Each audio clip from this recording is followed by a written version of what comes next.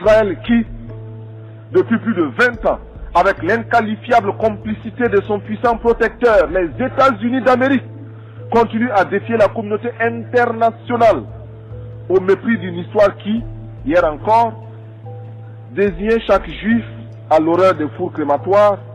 Israël en arrive à infliger à d'autres ce qui fut son propre calvaire.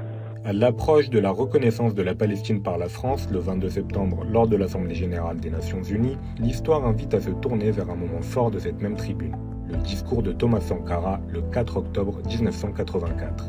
Chef de la révolution burkinabé et figure emblématique des luttes anti-impérialistes africaines, Sankara portait un regard autant lucide que toujours d'actualité sur la question palestinienne.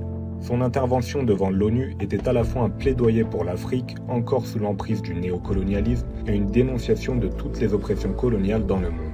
Sankara rappelait que la cause du peuple palestinien ne pouvait être dissociée de celle de tous les peuples en lutte pour leur liberté et livrait un discours historique dont voici un extrait.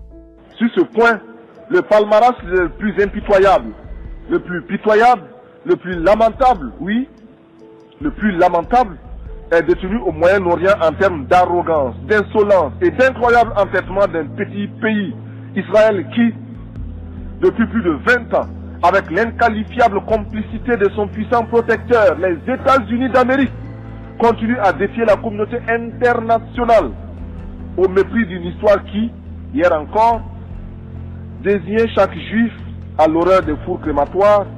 Israël en arrive à infliger à d'autres ce qui fut son propre calvaire.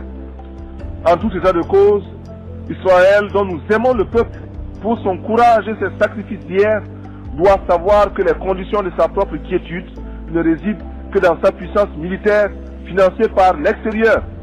Israël doit commencer à apprendre à devenir une nation comme les autres nations, parmi les autres.